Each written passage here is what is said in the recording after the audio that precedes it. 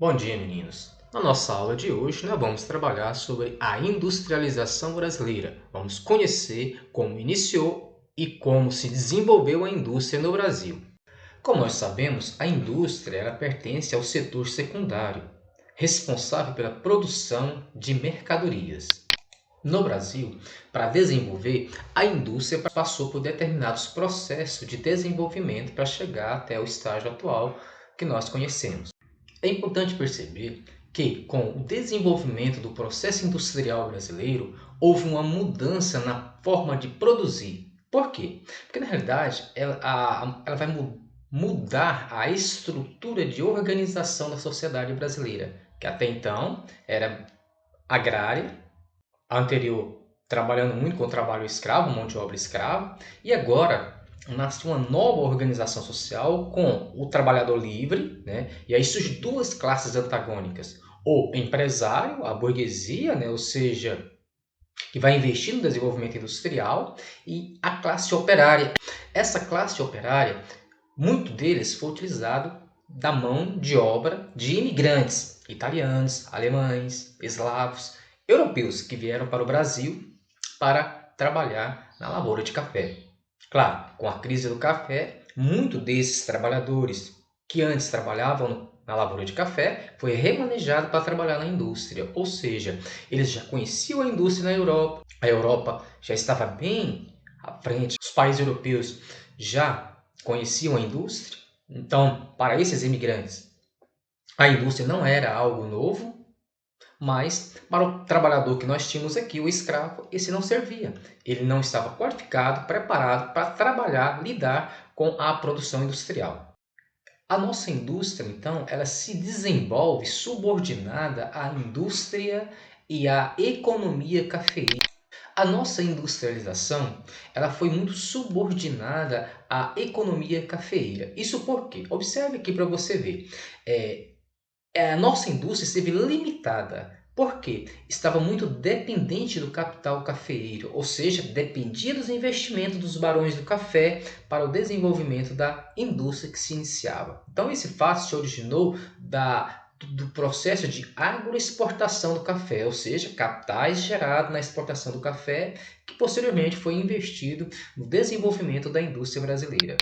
Nossa indústria então se desenvolve produzindo bens não duráveis, mas não consegue acompanhar a produção de bens de capital. O que é isso?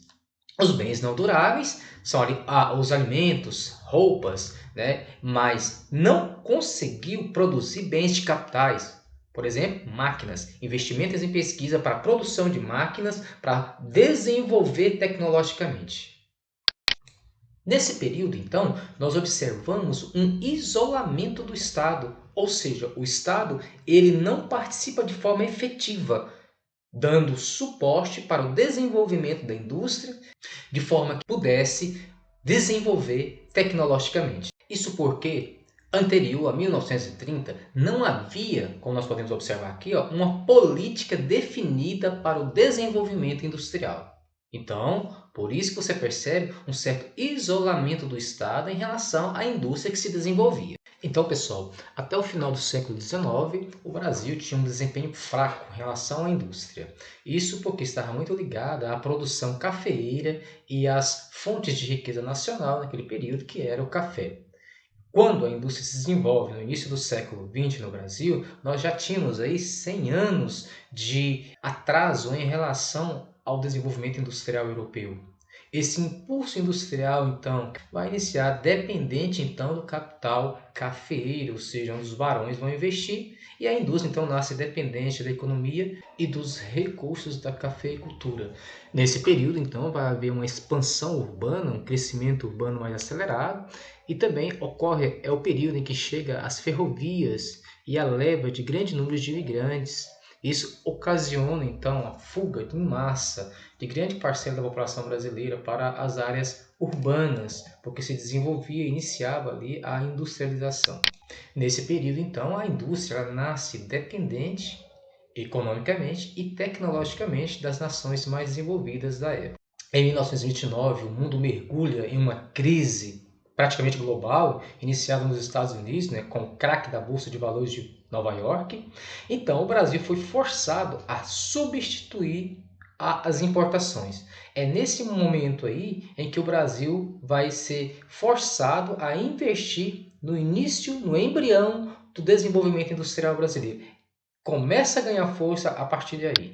Foi uma forma de buscar produzir internamente aquilo que o Brasil não poderia agora comprar de seus parceiros lá fora.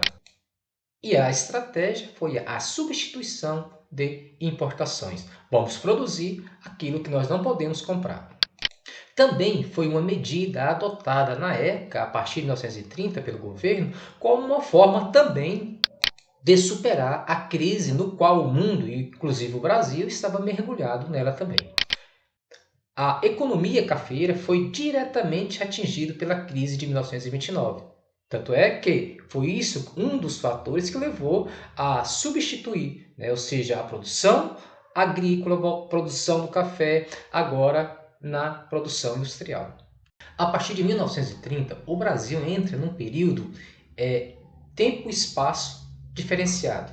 Isso porque agora se inicia a era da indústria brasileira.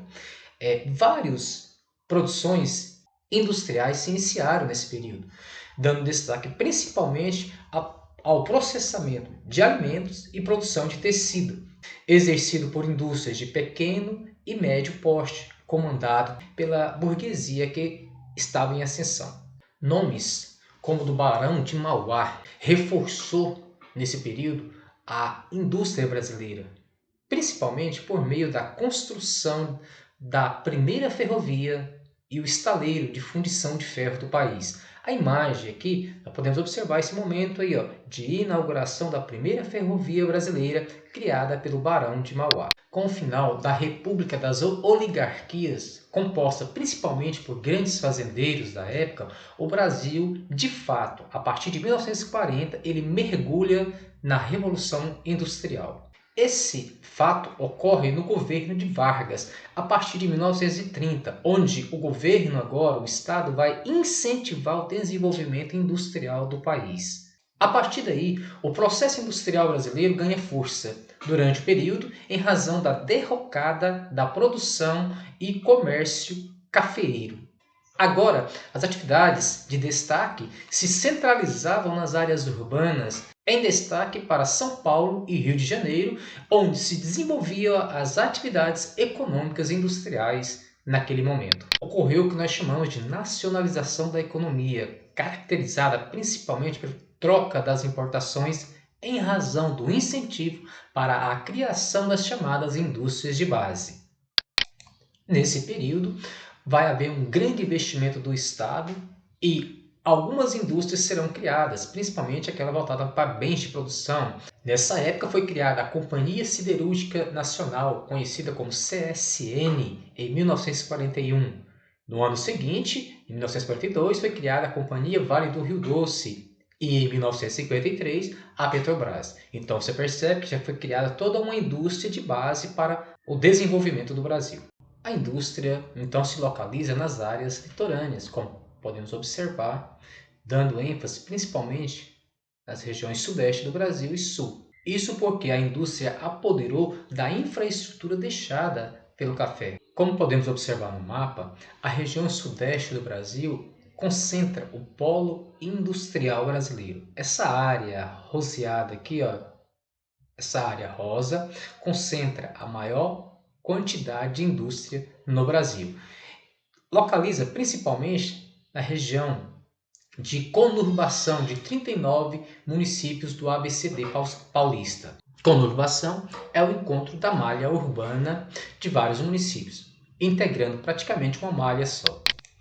Nas regiões centro-oeste, nós percebemos uma menor concentração industrial, mas tem sua importância, principalmente no entorno de Brasília, com destaque a produção de cimento, alimentos, produtos químicos, tecidos e processamento de carne e couro também.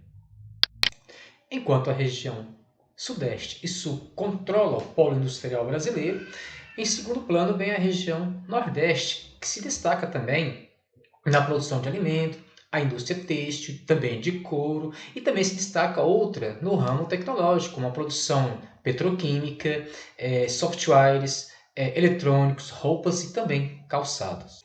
E, em terceiro lugar, a região norte do Brasil. Nessa região norte se concentra indústrias mecânicas, eletroeletrônicos, também calçado, e muitas indústrias voltadas para a exploração mineral também extrativa. Podemos citar também a extração da bauxita, que é muito explorada nessa região norte do Brasil.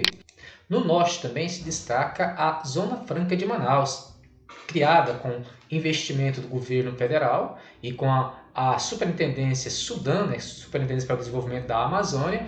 Essa região passou a ser polo industrial de vários produtos, entre eles podemos citar informática, química, também eletroeletrônico.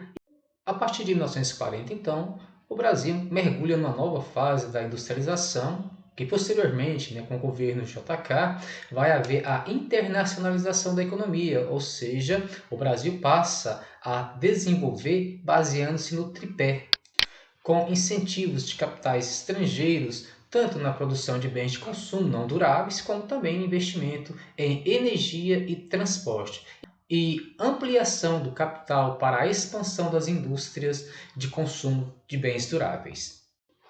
De acordo com suas características e formas de produção, a indústria pode se subdividir nessas três formas que nós podemos observar aqui.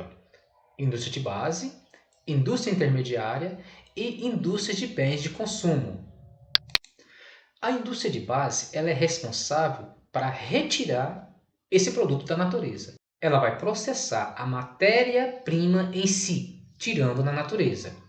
Depois, essa matéria-prima é transportada por transporte, por vias férreas, aéreas, marinhas, ou que seja rodoviário, até chegar nas indústrias intermediárias. A matéria-prima será transformada em um produto finalizado, com equipamentos, máquinas e ferramentas ou objetos que serão utilizados por outras indústrias.